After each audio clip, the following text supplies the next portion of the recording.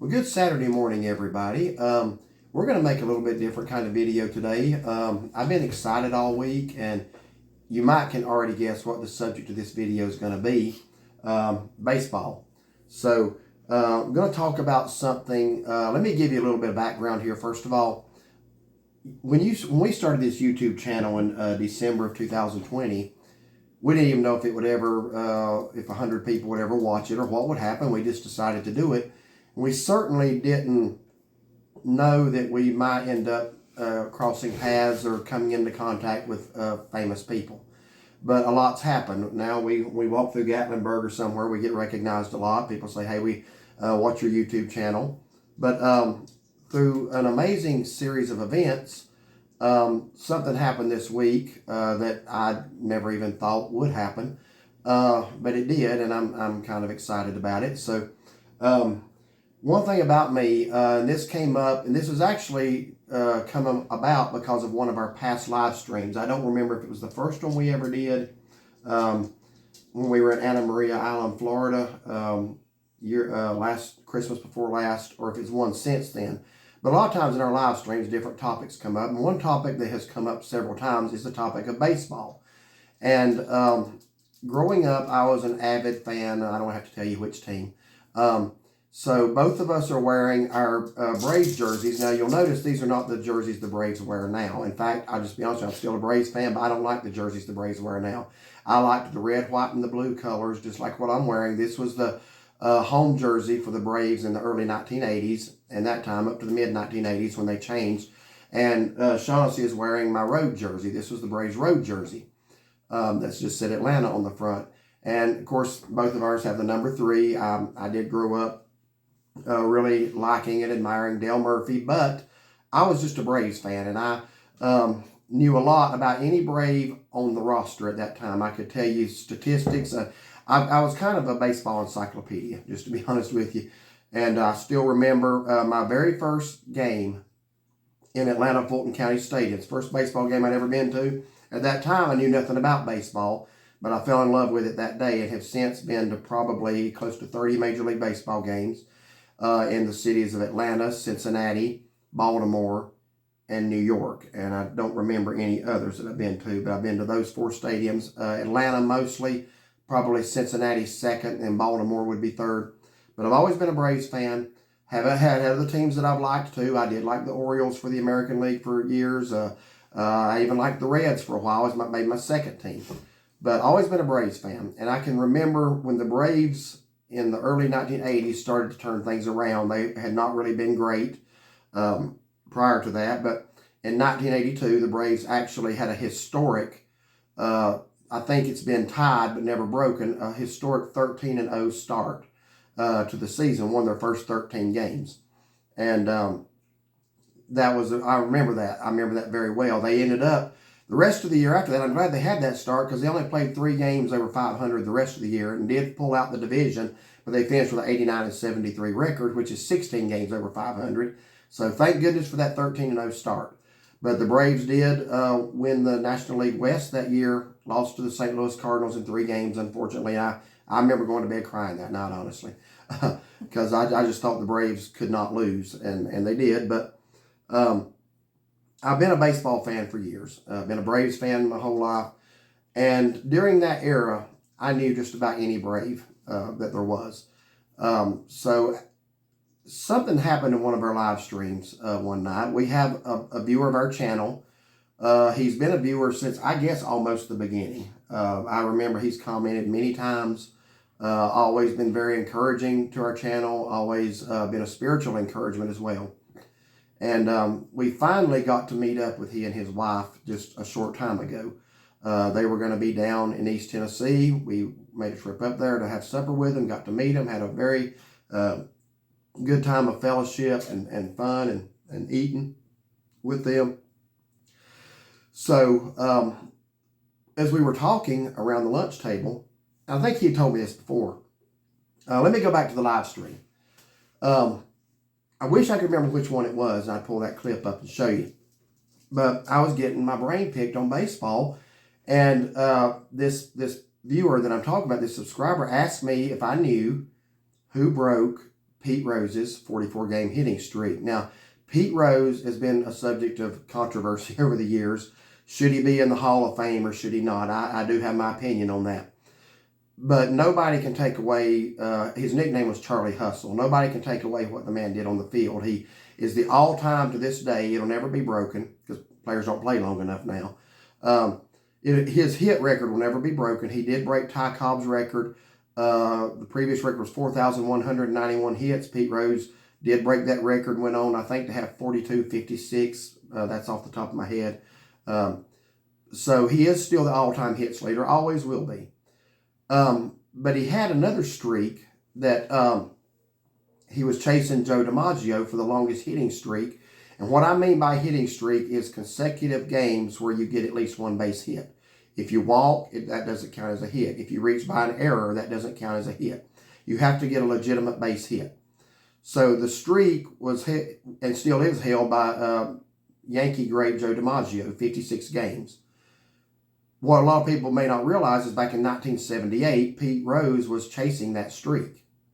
And he had hit in 44 straight games. And that means, again, reaching base by a base hit at least once in that many consecutive games. So he's done it for 44 games in a row. He only needs 12 more to tie the record and 13 more to have the record. So, obviously, when you're going for something like that, the pressure's on you every night to come through and get a hit. Now, Pete Rose's streak did end at 44 games. And we're going to talk about that here in just a few moments. It ended on August 1st, 1978. That is almost a year before my first Major League Baseball game. My first Major League Baseball game was in Atlanta Fulton County Stadium on July 25th, 1979.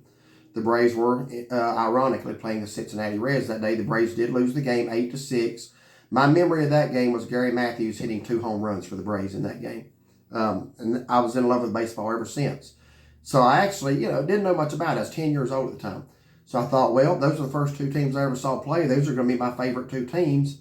I chose the Braves as my top team, even though the Reds were really better at that time. I chose the Braves because we had a lot of fond memories of going through Atlanta on our way to Florida, on our trips from North Carolina. So I already, even as a 10-year-old, knew the city of Atlanta pretty well. So I said, the Braves are going to be my team. And I'll pull for the Reds when they're not playing the Braves. So that's kind of what I did for years. I actually have been to Riverfront Stadium, which is no longer there, or at least that's not where they play now. I have an autographed baseball from some of the Reds during that time. Johnny Bench, Dave Concepcion, have autographs from Dan Dreesen. That was from the year 1980 when we went up there. But it's not what I'm going to talk about tonight or this morning. I'm going to talk about what happened on August the 1st, 1978, when Pete Rose had a 44-game hit streak going into Atlanta. And I think they'd already even played a game or 2 of that series. So, obviously, if you're Pete Rose, you want to keep that streak going. And obviously, if you're the pitcher that's facing him, you want to be the one to end it. So, we're going to talk about this man today. This is Gene Garber. Let me hold his card up there close. Number 26 for the Atlanta Braves, relief pitcher. I remember Gene Garber had a delivery. I only remember just a couple of sidearm / underarm pictures. I remember Kent DeColvey for the Pittsburgh Pirates, who I thought had the strangest delivery I ever saw.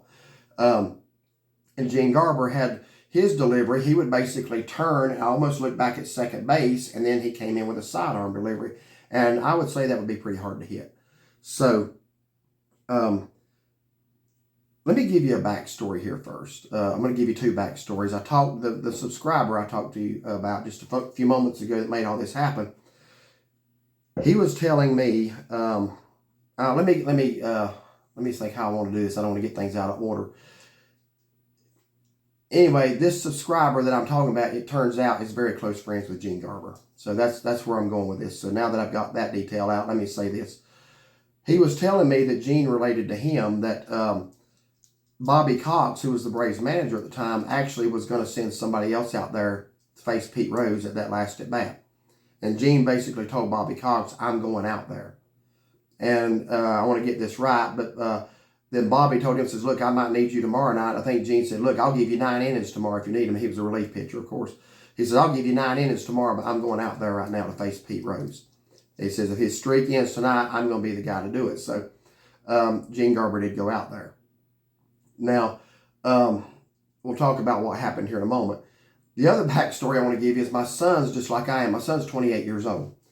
But he is an avid Braves fan now, and he can tell you, he can remember scores of games 10 years ago, 15 years ago, just like I can. He's just like me in that regard, isn't he? Yeah, he is. And what we don't know about baseball, she does. No, I'm just kidding.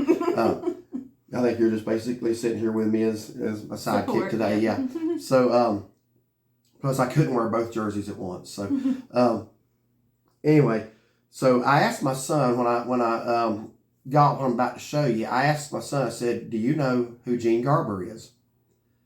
And I was kind of iffy because that's going back a long way. And again, he wasn't even born until 1995. So I knew that was going back a long way, but he is a Braves historian kind of. So he texts me back and says, does he have something to do with Pete Rose? So when I got that, I said, okay, he knows it. So I said, yes, he does. Can you be more specific? And then he kind of, I thought, I'm proud of him. He knows this, but he didn't. He says, does it have something to do with Pete Rose? I said, yeah. He says, is that the guy that gave up the record number of hits to Pete Rose when Pete Rose got his 4,192 hits? I said, no, that's not the guy. He says, oh. I said, so what else could it be? So then he come back with his second guess, and obviously that was right. Is he the one that ended Pete Rose's hitting streak? So I really thought he knew it when he says, is he connected with Pete Rose? I said, well, okay, so he's seen this. And he thought that Gene was the guy who gave up the hit when Pete Rose broke the record of Ty Cobb. So anyway, we're having lunch with our friends, subscribers and viewers of our channel for a while now. And he had mentioned to me during that live stream that he knew Gene Garber and that they were really good friends. And he told me, he says, I'm going to see if I can get Gene to autograph you a baseball. And I said, man, that would be great. And, nobody's obligated to do that. So I thought, if he does, that'd be great. If not, I understand. Sometimes you say things, it slips your mind. So last Saturday, a package arrives at the door. And this box right here. And I saw the address on it, and I knew what was inside. So I do want to show you all this. I'm excited about this because I'm a baseball historian. And another story here is that our viewer had actually gone out and bought a baseball for Gene to sign and send to me. But Gene said no, since this guy knows the history like that and remembers that. Now, I want to say this again. I had never been to a baseball game in 1978. I had not started following it. But once I went to that game in 79, I started just eating and digesting everything baseball history, Braves. So I have seen the clip many times over the years. I have seen Gene Garber pitch in relief after I started going to games. I've seen him pitch many times in Atlanta Fulton County Stadium. So this past week, I got this in the mail right here. This is an official Major League Baseball, and the inscription is addressed to me. It says, Derek, I stopped Pete Rose's 44-game hit streak. And it is signed Gene Garber. So I hold in my hand an autographed baseball from the man who ended Pete Rose's hitting streak. Now that's an honor to me. I mean, look, I know at the end of the day, very excited. She can tell you. Yeah. Because when he mentioned it at the lunch table, when our subscriber mentioned it, I just thought, that'd be great if it happens. If not, I've been excited all week to have that. Now, because it's something I actually remember watching highlight clips of over the years. I remember seeing Gene pitch. I have gotten autographs as a kid from ball players, but there was just something about somebody going out of their way to get me a baseball and address it to me. That was an honor, and I'm excited about it. I'm 54 years old now, and I'm still excited about it. I know at the end of the day, look, we're all just humans and flesh and blood, but there's still something about a guy whose name is forever in the record books and in the history books sending me something like that. I'm very excited about it. And I have gotten to see that play numerous Oh times. yeah. Since all this. She can memorize the broadcast now and everything. So yeah, we have looked through old baseball cards. We have watched old games. Yeah, he's been super excited. now I'm going to do something here a little risky. I've had to do a lot of research this week to see if I even can do this. But I'm going to mute it, and I'm going to put a voiceover over it. I'm going to insert the clip of the pitch where Gene Garber struck out Pete Rose in the bottom of the ninth. The Braves won the game 16-4. Okay, so this is Gene Garber right here, number 26 on the mound for the Braves. He's facing Pete Rose with a 2-2 count. This is the streak on the line right here. There's that delivery, and Pete swings and misses, and the streak is over. And I just want to say, look, I respect everything Pete Rose ever accomplished on the field. I don't respect everything about his personal life, but I do respect what he accomplished on the field. And to this day, Pete seems to have a little bit of a chip on his shoulder about that and about a lot of other things. So I actually watched an interview with Pete Rose just the other day. It was not an old interview. It was recent. And I'm just going to say this. I'm not going to include any part of that because of some of the language Pete used. We don't have that in these videos. So, but Pete made a comment that he said, my only thing is, he said, I don't expect Gene to have laid the ball out there for me to make it easy. He said, but it looks like, they're up by all these runs. He could have just come at me. I watched that, as she just said, I've watched it probably 75 times in the past week. And showed it to me, so I've seen it as well. Pete Rose had arguably three pitches he could have hit. Okay. On the first pitch, he tried to bunt up the third base line. Okay. That was a decent pitch, a little high and inside, but it was hittable. The 2-1 pitch was right over the plate, about knee high, right over the plate. He fouls it off. So then on the 2-2 pitch, that's when Gene got him. So he can complain all he wants to, but it was Gene's job to get him out, and it was his job to hit, and Gene did his job that day. So Pete had a couple of pitches he could have hit. I'm sure in that long streak of 44 games, he hit many of those same pitches for base hits. So it is what it is. But I was pretty excited to get that ball. And again, yes, she doesn't really watch baseball much, but you've been watching some baseball here lately. Well, I will say I've watched some, but like she's been to games. I was gonna say we've been to games, and it's more fun going to the games, in person. Yeah, that would be me. It's more fun in person, but it's still exciting, especially knowing that this is something that you actually got his autograph. Yeah, she'll go to the games and enjoy them, but she couldn't tell you the score of a single game we've ever been to. Do you remember the first Braves game you ever went to? Who we saw? Well, that, but I was going to ask you if you remember what trip it was. We were going to Florida. Yes, we were going to Florida. Were they playing the Cardinals? They were playing the Cardinals. I'm impressed. This was Atlanta Fulton County Stadium. This would have been 1994. I think it was a strike year.